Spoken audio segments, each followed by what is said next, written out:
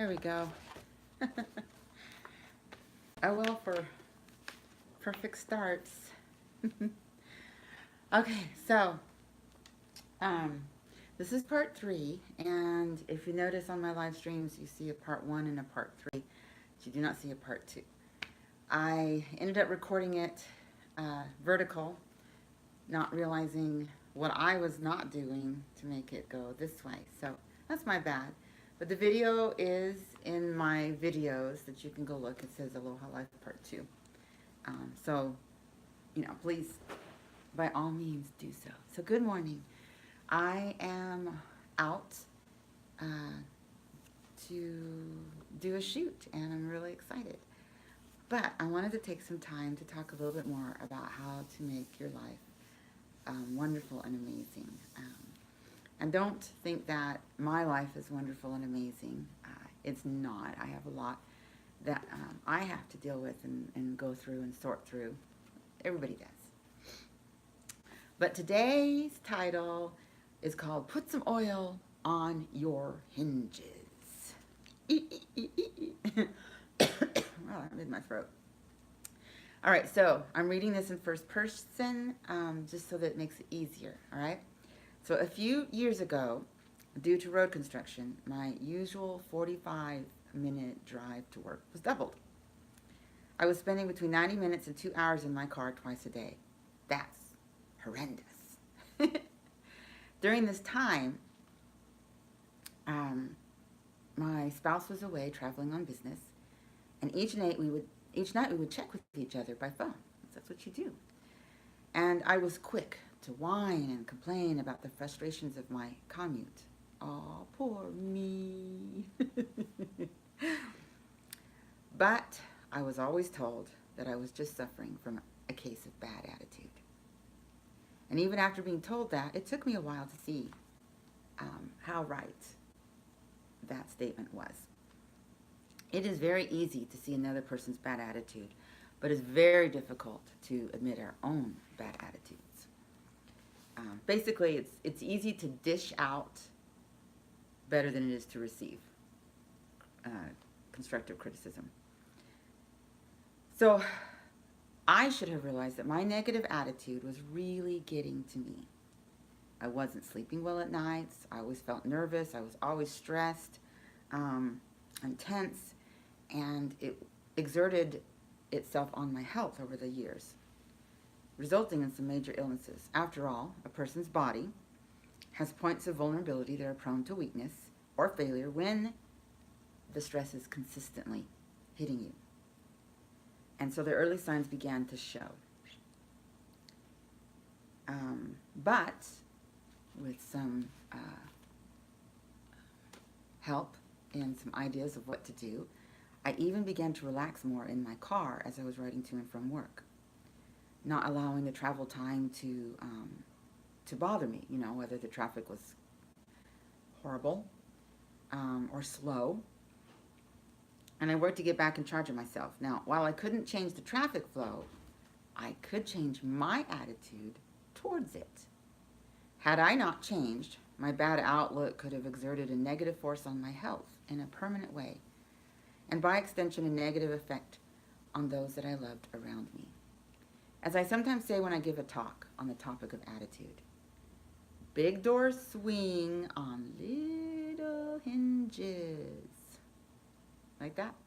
Big doors swing on little hinges.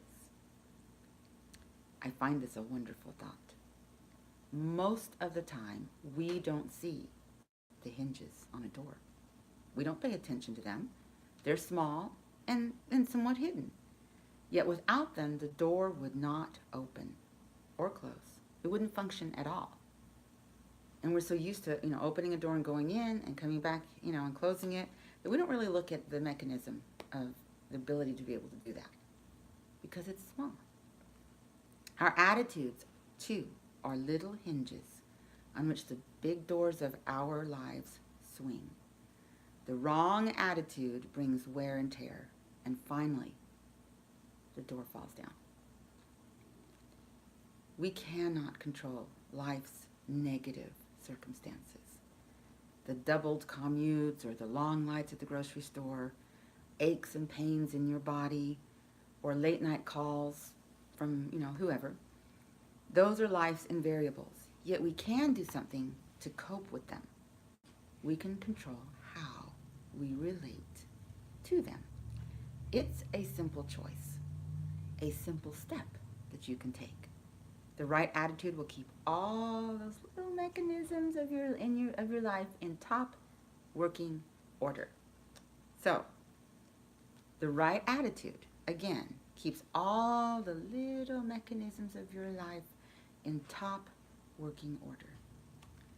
So think about that, about putting some oil on your hinges today and throughout this week. The first thing I told you was your attitude is the basic, the foundation to making a change in your life that will make it miraculous. And it may not happen overnight. More than likely it will not happen overnight. But just the little changes you personally will see in here and in here as you go through the day. So today was putting a little oil on your hinges, which means, again, working on your attitude and taking a look at something that's stressful or hurtful or painful or bleak and put a little oil on it with your attitude, okay?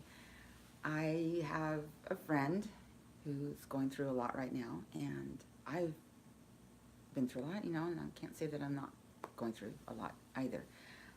But the one thing that I work hard at every single day is to continue to put a smile on my face. And not a smile that, the Pollyanna smile, not that at all, but a real smile. And I look at, I am still affected by the hurt, the damaging hurt that has happened. I don't let it control my life, and for the most part, I'm good. Every now and then I may react not so positively to something that I would have reacted differently before all that mess had happened. But I take a step back and I work hard at saying, okay, breathe. I'm not the only one that has a difficult life. Every single human being on this planet does. And even those that look like their life is perfect, they have all this money, or they have all this fame, or they have all these friends, I can guarantee you that their life may even be worse than yours, because it's not simple anymore. You look out in the world and you see a lot of hate. They've forgotten to make life simple, and to find joy in life, to find love, and to seek for those things. So put a little oil on your hinges today. Take a deep breath. Meditate, pray, whatever works for you. And then find something good about the circumstances, okay? It could be very, very, very small and may seem like inconsequential to you and to what it is, but it's a step in the right direction. And hold on to that like a little lifeline. Hold on to that little positive thought that you have. Whether it's a baby being born, baby was born healthy, hold on to that thought if everything else about the circumstances is bad, or if you have family that is hating on you, pushing you aside, just remember that you are still of great worth, and you are. And if you have people that you love and you've lost, then just be grateful for the joy of life. And don't think, well, it's their loss. I mean, it is, but be grateful that they're still alive and doing okay. If it's health that's bringing you down, aside from going to the doctor to work on that, relax, because you never know. Sometimes the attitude will really, truly make a change in your health. It may not take everything away, but it will certainly make it better than it is. Simply because you're not letting it knock you down. And everything that I've just said, if you're going through a really deep, dark moment in your life, I've been there, and all the little cliches, all the little, this too shall pass, endure to the end, endure it well. Endure it well is a better phrase than endure to the end. Endure to the end means just getting there. You may not enjoy it, you're going to hate it, and life is miserable, but that's not the point. Endure it well means enjoy it despite the difficulties, because every single difficulty you have, there's always something positive. Hang on to that. Let it oil your hinges. And then bless the lives of others with that beautiful smile, handsome smile, and help lift their day. Because when you lift someone else's day, you make your day better. Thanks. Aloha.